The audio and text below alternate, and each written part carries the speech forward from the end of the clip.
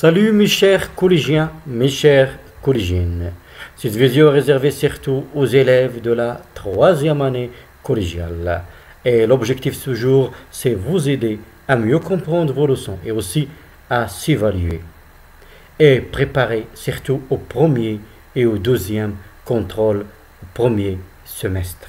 Et toujours, troisième année, l'objectif c'est rédiger des correspondances pour organiser une semaine ou bien un événement écologique. On a l'événement ici, c'est une semaine écologique. Alors dans cette vidéo, Inch'Allah, on va faire des exercices de la compréhension et de la langue. Mais avant de commencer, j'aimerais bien que vous preniez vos stylos et vos cahiers pour s'exercer avec moi et aussi pour la prise de notes. Observons bien ce document. Essayez de le lire. Fès, le 26 novembre 2017. Youssef Sbahi, professeur des SVT, collège An-Nour, Fès. Youssef Sbahi, @gmail.com. À Monsieur le Haut-Commissaire aux eaux et forêts et à la lutte contre la désertification. Direction régionale, Fès. Objet, demande d'accéder à la station pisciculture de Ras El Ma. Monsieur le Haut-Commissaire, dans le but de sensibiliser mes élèves à la protection de l'environnement et à la biodiversité en Atlas, j'ai l'intention d'organiser une sortie au parc d'Ifrane.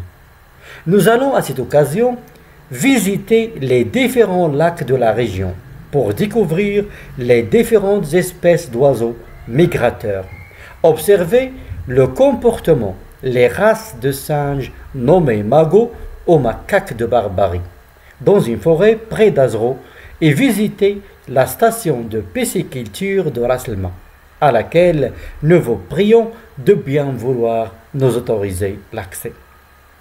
L'excursion aura lieu le 2 décembre 2018.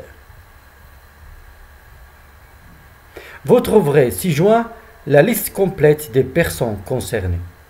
Veuillez agréer, monsieur, l'expression de mes sentiments respectueux. Youssef Sbahi, PG, liste des participants à l'excursion. Alors j'espère que vous allez lire et relire le texte. Vous allez relever l'expéditeur, le destinataire, l'objet et aussi la formule de politesse finale utilisée et l'expression utilisée pour demander l'autorisation. L'expression utilisée pour demander l'autorisation. Sans oublier ici l'événement. Alors vous allez lire et relire, relever l'expéditeur, la date et le lieu de rédaction, le destinataire, l'objet de la lettre et la formule qu'on a utilisée pour demander l'autorisation et aussi la formule de politesse finale. Alors j'espère que vous avez lu. Alors on va tout d'abord répondre aux questions. Souligne la bonne réponse. Ce document, est-ce qu'il appartient à la correspondance administrative ou bien la correspondance journalistique ou bien la correspondance personnelle? Tout d'abord, c'est quoi la correspondance administrative ou bien la lettre administrative, la lettre officielle, la lettre formelle? Ça veut dire qu'on doit respecter la forme. C'est la correspondance administrative. Les lettres qu'on envoie à des administrations. La correspondance journalistique, c'est la lettre ouverte qu'on envoie dans la presse. Et la correspondance personnelle, c'est la lettre qu'on envoie entre les amis, c'est-à-dire lettre amicale, et aussi les lettres qu'on envoie entre les membres de la famille, à mon père, ma mère, mon cousin, etc. Alors c'est la correspondance personnelle. Alors cette lettre, à quel genre de correspondance appartient-il? Alors j'espère que vous avez retenu votre réponse. Passons vite à la correction. Oui, très bien. C'est la correspondance administrative. Quels sont les indices qui nous montrent que c'est une correspondance administrative? Oui, très bien. Il y a tout d'abord la forme, il y a l'objet, Formule d'appel. Alors tout ça nous montre que c'est une correspondance administrative. Ça veut dire qu'on a respecté une certaine forme. On s'adresse à une administration. Maintenant, toujours, on va relever dans le texte l'expéditeur. Alors, c'est qui l'expéditeur?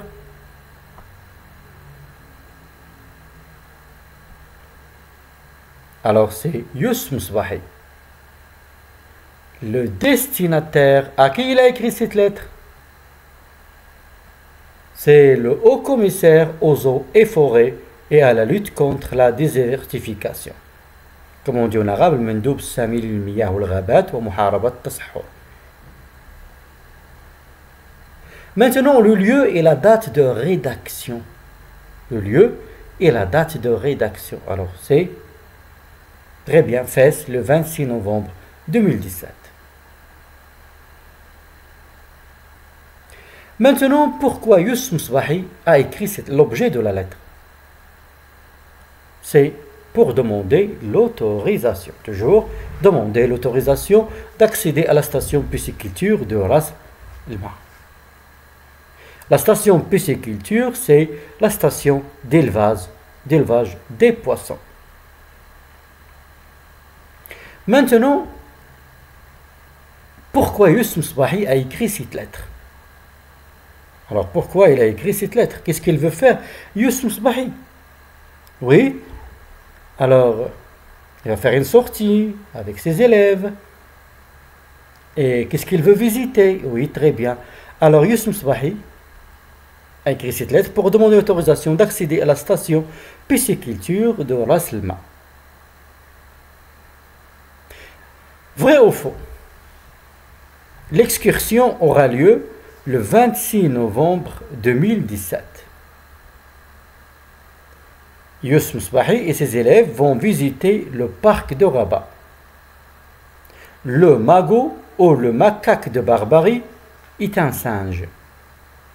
Alors vrai ou faux? Youssef Msbahi est un professeur de physique-chimie.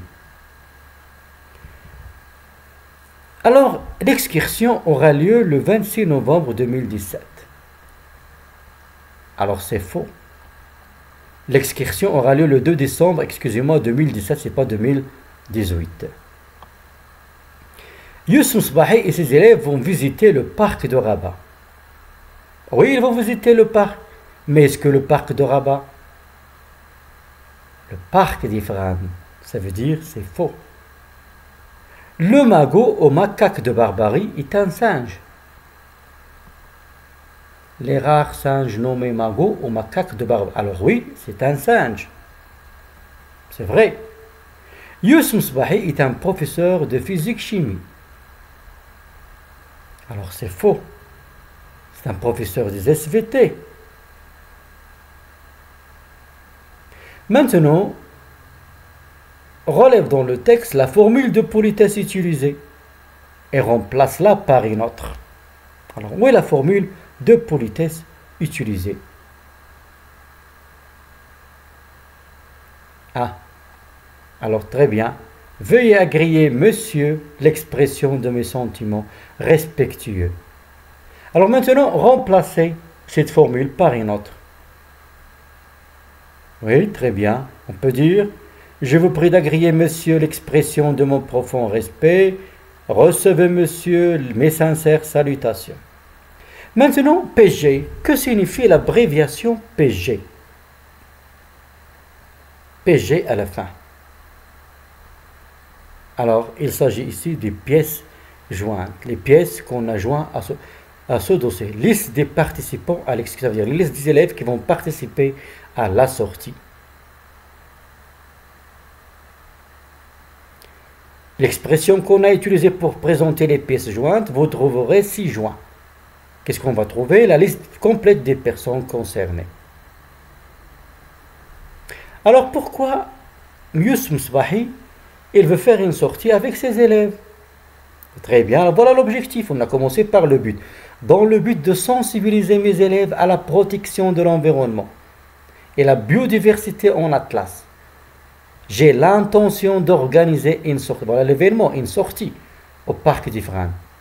Nous allons à cette occasion visiter les différents lacs de la région pour découvrir les différentes espèces d'oiseaux migrateurs, observer le comportement, les races de singes nommés magos ou macaques de Barbarie dans une forêt près d'Azrou et visiter la station pisciculture de Ras El Ma à laquelle nous vous prions de bien vouloir nous autoriser l'accès. Alors maintenant, quelle expression utiliser pour demander l'autorisation? Alors, quelle est l'expression qu'on a utilisée pour demander l'autorisation? Oui, très bien. Nous vous prions de bien vouloir nous autoriser l'accès. Nous vous prions de bien vouloir nous autoriser l'accès. Alors maintenant, dans le texte, on va relever les mots appartenant au champ lexical de l'environnement. Le champ lexical de l'environnement. Commençons par l'adresse de destinataire. Qu'est-ce qu'on a ici? Eau, forêt, désertification. Pisciculture. Pisciculture, ça veut dire on va cultiver, c'est la station d'élevage de quoi? Des poissons dans des piscines. La station pisciculture. Environnement. Biodiversité. Le lac.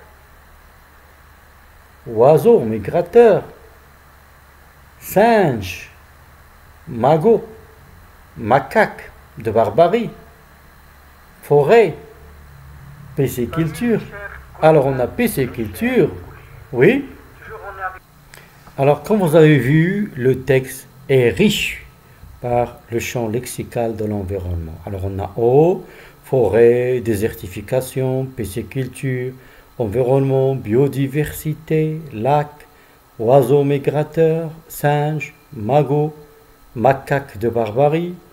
Toujours le magot, le singe, c'est la même chose. Le singe, oui, le magot, c'est le singe d'Azrou, des régions d'Azrou chez nous. Magot. Alors, passons maintenant à l'autre question. On va relever dans le texte l'expression utilisée pour demander l'autorisation. On a dit toujours l'expression « Nous vous prions de bien vouloir nous autoriser l'accès ».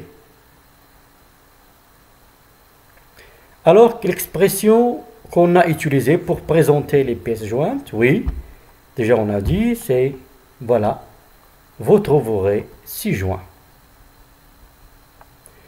Maintenant, un petit rappel. Passons aux exercices de la langue. Pour exprimer la politesse ou le respect, on peut utiliser le mode conditionnel, le verbe vouloir à l'impératif et les expressions « Auriez-vous la bonté de » »,« Ayez l'obligeance de »,« Je vous prie de ». Alors, après ce rappel, on peut, ou bien s'il vous plaît, on peut passer à l'exercice. Et toujours l'objectif, c'est s'exprimer avec politesse et respect. Refais les phrases suivantes en utilisant des formules de politesse pour atténuer l'impératif. On va refaire les phrases suivantes de manière à atténuer l'impératif. On va utiliser les formules de politesse. Attachez vos ceintures, l'avion va décoller. Alors on veut atténuer l'impératif et s'adresser avec beaucoup de politesse et respect. Qu'est-ce qu'on peut dire? Veuillez attacher vos ceintures, l'avion va décoller. Regardez bien la différence. Attachez vos ceintures. Veuillez attacher vos ceintures, l'avion va décoller. Ici, il y a la politesse et le respect. Auriez-vous la bonté d'attacher vos ceintures? Attachez vos ceintures, s'il vous plaît. L'avion va décoller. J'irais bien vous demander d'attacher vos ceintures. L'avion va décoller. Alors, rappelez-vous, pour s'exprimer avec politesse et respect, on peut utiliser le verbe vouloir à l'impératif, veuillez. On peut utiliser les expressions auriez-vous la bonté de, auriez-vous l'obligeance de, s'il vous plaît. On peut conjuguer tout simplement le verbe au mode conditionnel. J'aimerais bien. Je voudrais vous demander. etc. Alors maintenant, à nous de s'exercer. Alors, gardez votre calme, tout va bien. Éteignez vos cigarettes, c'est un compartiment non fumeur. Ne vous mêlez pas de cette histoire, c'est une affaire entre lui et moi. Éteignez vos portables, la réunion va commencer. Alors, à vous maintenant d'atténuer l'impératif dans ces phrases, comme l'exemple qu'on a vu. Alors, j'espère que vous avez commencé l'exercice dans vos cahiers. Alors, la première phrase, gardez votre calme, tout va bien. Alors, en utilisant le verbe vouloir à l'impératif, qu'est-ce qu'on va dire? Les expressions qu'on peut ajouter, s'il vous plaît, auriez-vous la bonté de, auriez-vous l'obligeance de, ou bien conjuguer le verbe au conditionnel. Éteignez vos portables. Éteigner, c'est le verbe éteindre. C'est un compartiment non fumeur. La même chose. Ne vous mêlez pas de cette histoire. C'est une affaire entre lui et moi. Éteignez vos portables. La réunion va commencer. Alors, si vous avez fini, on peut passer à la correction. Gardez votre calme. Tout va bien. Veuillez garder votre calme. Tout va bien. Attention. Veuillez garder à l'infinitif. Auriez-vous la bonté de garder votre calme? Tout va bien. L'expression auriez-vous la bonté? S'il vous plaît, gardez votre calme. Tout va bien. Je vous prie de garder votre calme. Tout va bien. Passons au deuxième exemple. Éteignez vos cigarettes. C'est un compartiment non fumeur. Alors, qu'est-ce qu'on va dire en utilisant le verbe vouloir à l'impératif? Oui, très bien. Veuillez éteindre vos cigarettes. C'est un compartiment non fumeur. Ayez la bonté. Auriez-vous l'obligeance ou bien ayez la bonté d'éteindre. Toujours ayez la bonté, le verbe à l'infinitif. Ayez la bonté de garder, ou bien ayez la bonté d'éteindre vos cigarettes. C'est un compartiment non fumeur. S'il vous plaît. Troisième exemple. Ne vous mêlez pas de cette histoire. C'est une affaire entre lui et moi. Alors, on a le verbe se mêler. Qu'est-ce qu'on va dire? En utilisant le verbe vouloir. Oui. Veuillez ne pas se mêler de cette histoire. C'est une affaire entre lui et moi. S'il vous plaît. Ne vous mêlez pas de cette histoire, c'est une affaire entre lui et moi. Ayez la bonté de ne pas se mêler de cette histoire, c'est une affaire entre lui et moi. Auriez-vous l'obligeance, etc. Éteignez vos portables, la réunion va commencer. Alors, avec le verbe vouloir, qu'est-ce qu'on va dire? Oui? Très bien. Veuillez éteindre vos portables, la réunion va commencer. Auriez-vous l'obligeance d'éteindre vos portables? La réunion va commencer. Je vous demanderai d'éteindre vos portables. La réunion va commencer. Toujours, on a demandé avec beaucoup de politesse et respect. Alors, j'espère maintenant, mes chers, que vous allez s'exprimer avec beaucoup de politesse et de respect. Conjuguez correctement les phrases entre parenthèses, soit au conditionnel, soit à l'impératif présent, de manière à exprimer la politesse.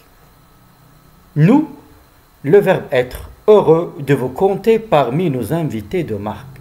Nous, le verbe être, heureux de vous compter parmi nos invités de marque. Alors, on va conjuguer le verbe est-ce à l'impératif ou bien au conditionnel.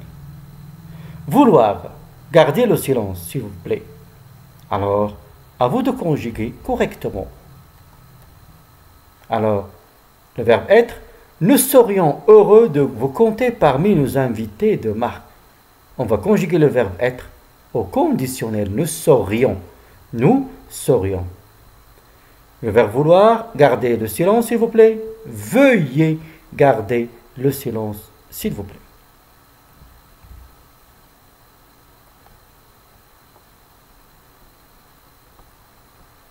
Alors, j'espère que maintenant, que vous pouvez utiliser l'impératif et aussi le verbe vouloir à l'impératif et aussi le mode conditionnel pour s'exprimer avec politesse et respect. Voilà la correction. Nous serions heureux de vous compter parmi nos invités de marque. Veuillez garder le silence, s'il vous plaît. Maintenant, chasse l'intrus et entoure-le. Chasse l'intrus et entoure-le. Alors on a lettre formelle, lettre officielle, lettre administrative. Alors, où est l'intrus ici? On a la lettre formelle, lettre officielle, lettre administrative, lettre amicale. Où est l'intrus? Singe, arbre, magot, macaque. Lettre personnelle, lettre amicale, lettre familiale, lettre ouverte. Arbre, pomme, branche, olivier, singe. Alors, où est l'intrus? Alors, dans la première liste, où est l'intrus? Oui, très bien. Alors, à vous de relever l'intrus. Alors, c'est la lettre amicale. La lettre amicale. Parce que la lettre formelle, c'est la lettre officielle. Elle respecte la forme. Et la lettre administrative, toujours c'est une lettre officielle, elle respecte la forme. Deuxième liste, singe, arbre, magot, macaque. Macaque, magot et le singe. Alors, le macaque, le magot, c'est le singe de Barbarie. Arbre qui ne convient pas. Lettre personnelle, lettre amicale, lettre familiale, lettre ouverte. Alors, quel est le mot qui ne convient pas? La lettre familiale, la lettre amicale, c'est la lettre personnelle. Et alors, le mot qui ne convient pas, c'est la lettre ouverte. Arbre, pomme, branche, olivier, singe. Le mot qui ne convient pas? Très bien, c'est singe. Alors déjà, on a dit, la correspondance administrative, c'est la lettre officielle, la lettre administrative, la lettre formelle. Personnelle, on trouve dans la lettre personnelle, l'amicale et familiale. Et la lettre, ou bien la correspondance journalistique, c'est la lettre ouverte qu'on envoie par voie de presse. Tout le monde, la lettre est destinée à être publiée. Il lit par un grand nombre de publics. Maintenant, situation de communication. Relève les noms, ou bien vous allez me donner l'énoncé. Un élève demande l'autorisation d'utiliser un dictionnaire à son professeur. Qui parle ici? Un élève. À qui? N'oubliez pas, il s'adresse à son professeur. Il va lui demander l'autorisation d'utiliser un dictionnaire.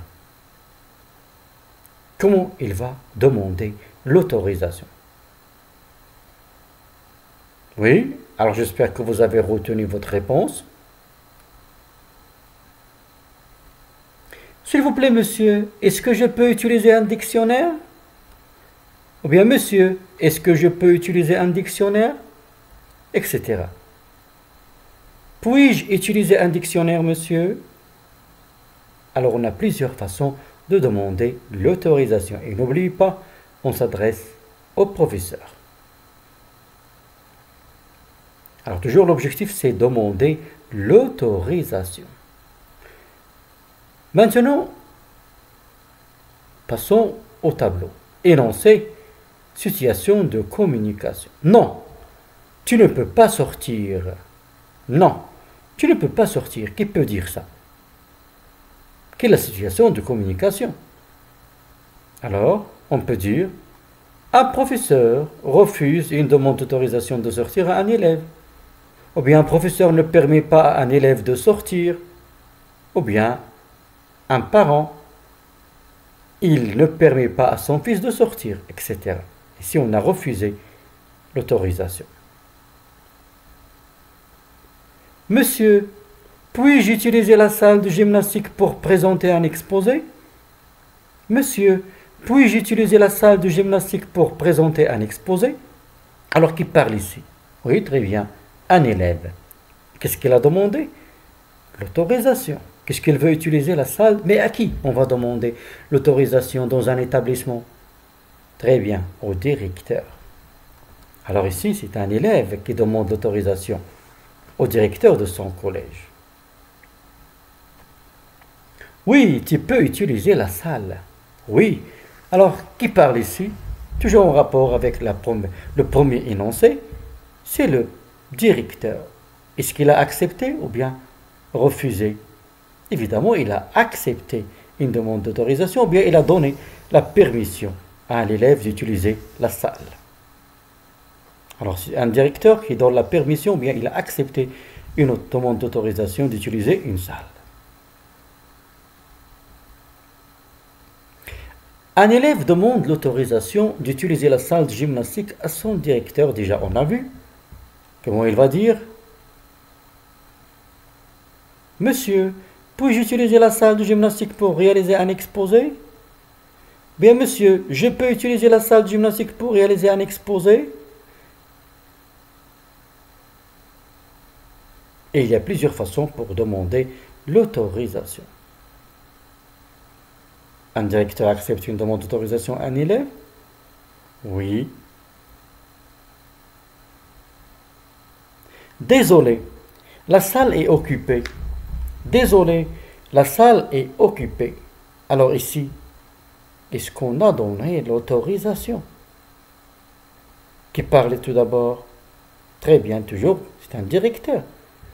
Alors, comment il a refusé? Toujours avec politesse et respect, ça veut dire gentiment. Oui. Alors, qu'est-ce qu'on peut dire? Un directeur refuse gentiment une demande d'autorisation d'utiliser une salle à un élève. La cause, c'est que la salle, elle est occupée.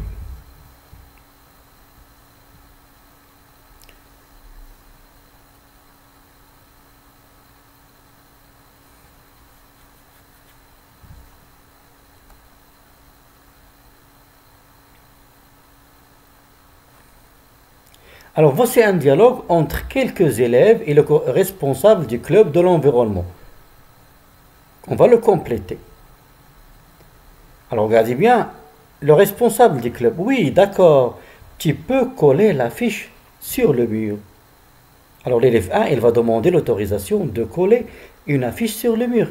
Comment il va demander l'autorisation? À vous maintenant. Alors, oui, d'accord, tu peux coller l'affiche sur le mur. Alors, quelle est la question? Oui, très bien. Qu'est-ce qu'elle peut dire? Je peux coller cette affiche sur le mur? Ai-je le droit de coller cette affiche sur le mur? Est-ce que je peux coller cette affiche sur le mur? Maintenant, on va voir l'élève 2. Je peux cueillir cette belle fleur? Je peux cueillir cette belle fleur? Le responsable du club, il va refuser. Comment il va? Il a dit non. Alors, qu'est-ce qu'il peut dire encore? Je peux cueillir cette belle fleur. Alors, est-ce que on a le droit de cueillir les fleurs du jardin? Non. Pourquoi? Alors, comment il va demander? Comment il va refuser? Il peut dire ce n'est pas autorisé. Ou bien, il est interdit de cueillir les fleurs du jardin. Ce n'est pas permis de cueillir les fleurs du jardin.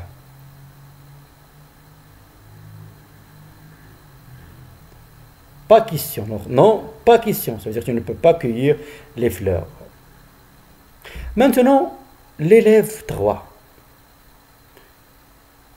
La réponse du responsable du club, vas-y, creuse un trou et plante ton arbre. Vas-y, creuse un trou et plante ton arbre. Ça veut dire que tu vas demander l'autorisation de creuser un trou pour planter ton arbre. Alors comment tu vas demander l'autorisation?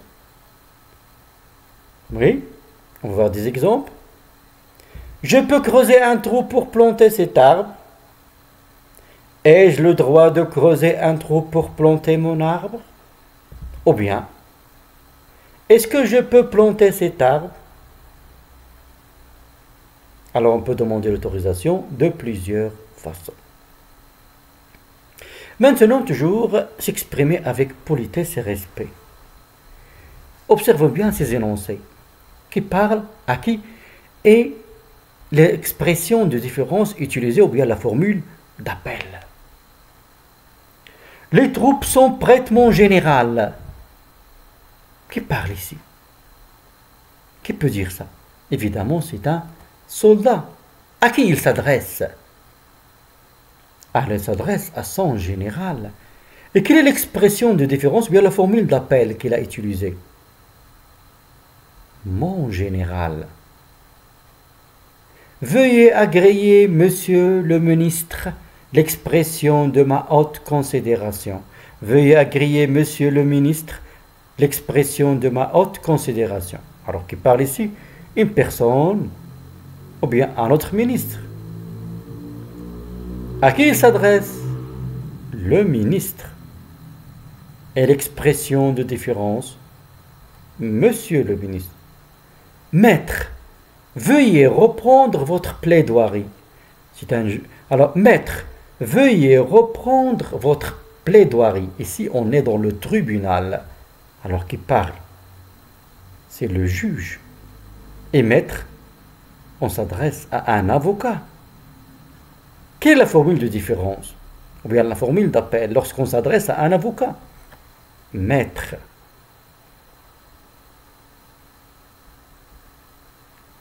Ma chère Salma, tu me manques beaucoup.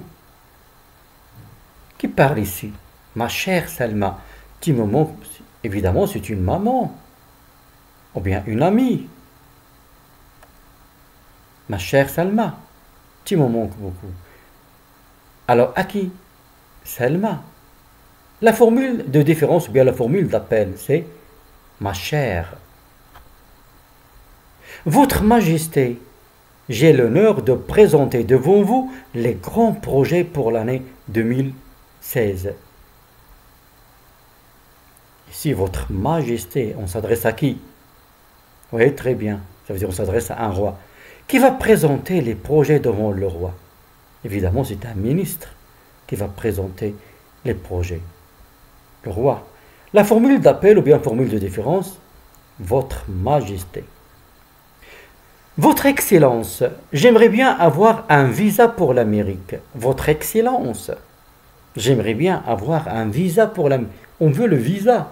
Alors on va aller à l'ambassade. Alors à qui on s'adresse? Très bien. C'est un ambassadeur. Et la formule de différence? Très bien. Votre Excellence. Votre Excellence. Alors maintenant, je lis les énoncés suivants et je les place dans le tableau ci-dessus. Viens, je t'invite à manger ce soir. Oui, avec plaisir. Vous êtes convié à la cérémonie d'ouverture de notre magasin. C'est gentil, mais je ne peux pas. Je suis très occupé. Oui, volontiers. La mairie a le plaisir de vous convier à l'inauguration du grand parc de la ville.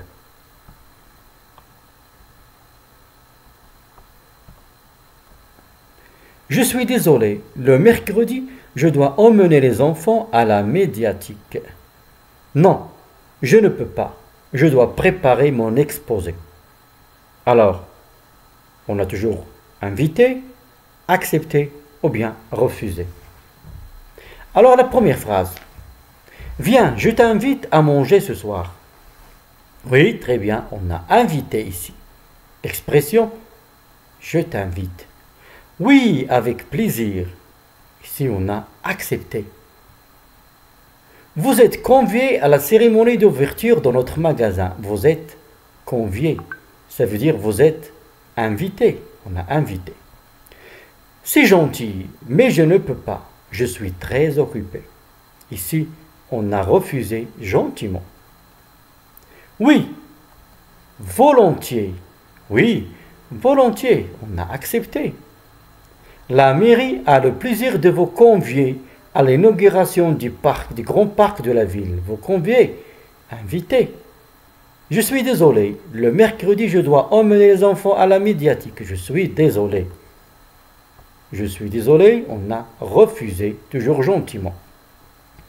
Non, je ne peux pas. je dois préparer mon exposé. Non, je ne peux pas, on a refusé. Oui, pourquoi pas?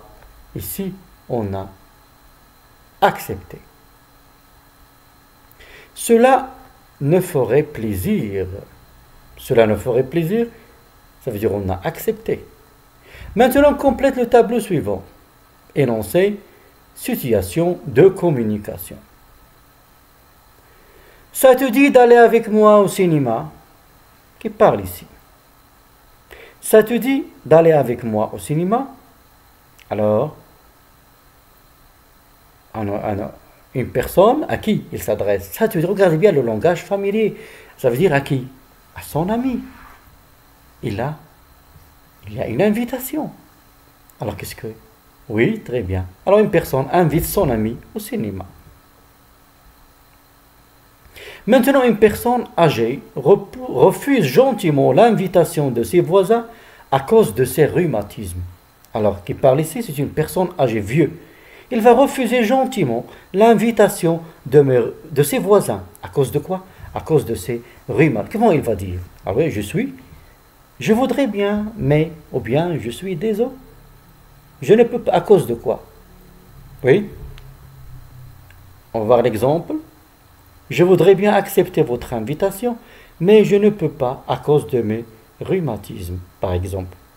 Ou bien, j'aimerais bien venir chez vous, mais je ne peux pas à cause de mes rhumatismes, etc. Et volontiers, ici, qu'est-ce qu'il y a? On a accepté une invitation. Une personne accepte une invitation. Alors maintenant, à vous de compléter le tableau. Situation de communication énoncée. Puis-je utiliser ton stylo? Alors, qui parle à qui? Et qu'est-ce qu'on a fait ici? Est-ce qu'on a demandé autorisation? Est-ce qu'on a invité, etc. Une personne invite son ami au dîner. Non, je suis désolé, la salle est occupée ce jour-là. Situation de communication, un membre du club de français invite un responsable à la semaine écologique. Alors, à vous maintenant de compléter le tableau. Alors, puis-je utiliser ton stylo? Qui parle ici? Un élève demande autorisation à son ami d'utiliser son stylo. Une personne invite son ami au dîner. Oui, je t'invite au dîner ce soir. Non, je suis désolé, la salle est occupée ce jour-là. Alors ici, est-ce qu'on a accepté? On n'a pas donné l'autorisation, ça veut dire on a refusé. Qui? Et toujours on a l'utilisation d'une salle, ça veut dire on s'adresse à l'administration. Alors c'est un directeur qui va refuser gentiment une demande d'autorisation d'utiliser une salle. Maintenant, comment un membre du club de français, il veut inviter un responsable à la semaine écologique? Toujours la politesse. Oui, on va voir à titre d'exemple. Nous serions heureux de vous compter parmi nos invités de marque. Déjà, on a vu l'exemple dans la lettre. Nous serions heureux de vous compter parmi nos invités de marque. Nous sommes ravis de vous inviter à la semaine écologique. Nous sommes ravis de vous inviter, etc. Alors maintenant, on va voir un document, toujours en relation avec l'environnement. N'oubliez pas, on veut organiser une semaine écologique. Alors on va relever le problème environnemental soulevé dans ce texte. Le Maroc veut sauver le singe magot, un macaque en danger. Un singe magot au Maroc, au macaque de Barbarie, dans une forêt près d'Azrou, dans les montagnes du Moyen Atlas, le 15 avril 2017 au Maroc. L'AFP, Fadel Sina, c'est rien n'est fait, cette espèce disparaîtra dans 10 ans. Si rien n'est fait, cette espèce disparaîtra dans 10 ans. Ça veut dire qu'il s'agit ici d'une menace, une disparition, une extinction d'un type de singe. C'est le macaque ou bien le magot, le macaque de Barbarie. Le seul macaque vivant hors d'Asie, le magot ou macaque de Barbarie, qui peut peser 15 à 20 kilos, était autrefois répandu en Afrique du Nord, mais disparu depuis 1900 de Tunisie. Il ne vit plus aujourd'hui qu'au Maroc, dans les zones montagneuses du Rif Nord et du Moyen Atlas, ainsi qu'en Algérie, surtout dans les massifs de Qbaili. Environ 230 macaques de Barbarie introduits d'Afrique du Nord vivent aussi à Jebel Tarq, où ils constituent une célèbre attraction touristique. L'espèce est aujourd'hui menacée de quoi? D'extinction, de disparition, selon l'Union internationale de conservation de la nature, UICN. Quelles sont les causes? En cause, la surexploitation du forêt, qui réduit son habitat naturel. Le braconnage, ça veut dire la chasse illégale. Le braconnage à des fins d'exportation illégale vers l'Europe. Et l'inconscience des touristes. Qu'est-ce qu'ils font les touristes? Qui nourrissent ce primate aux dépens de sa santé et donnent à manger à ce singe aux dépens de sa santé. Il ne faut pas donner à manger à un singe. Il faut le laisser chercher sa nourriture. Les singes ne mangent pas les biscuits. Ça va leur faire mal dans leur estomac. En 2016, sur proposition du Royaume et de l'Union européenne, l'espèce a été classée sur l'annexe 1 de la CITE, la Convention sur le commerce international des espèces menacées d'extinction, afin qu'il soit considéré comme très protégé. Alors j'espère que vous avez relevé le problème environnemental soulevé dans ce texte et aussi les causes de ce problème. J'espère que vous allez relire le texte d'abord. Alors maintenant, quel est le problème environnemental soulevé dans ce document? On a parlé de quoi? Oui, très bien. Alors on a ici un singe en voie d'extinction. Ce singe, c'est le magot ou bien le macaque de Barbarie. Quelles sont les causes de l'extinction de ce singe? Il est en voie de disparition. Alors on a cité la première cause, c'est quoi? C'est la surexploitation du forêt. Lorsqu'on va couper les arbres, alors l'habitat, il va réduire l'habitat de cet animal. Aussi le braconnage, la chasse. On chasse à tort et à travers cet animal. Pourquoi? Pour l'exporter en Europe. Et l'inconscience des touristes qui nourrissent cet animal au dépend de sa santé. Déjà, on a dit, il ne faut jamais donner à manger des biscuits, autre chose au singe. Il faut laisser le singe manger les choses naturelles. Ça, il va nuire à sa santé. Et toujours, on a des abréviations qu'on a vues dans le UICN, ça veut dire Union internationale de conservation de la nature. Maintenant, déjà, on a vu deux poèmes, le poème Chaque enfant qu'on enseigne et Demain des lobes. À vous maintenant d'essayer de se rappeler, alors un petit peu de récitation, et compléter les vers de ce poème.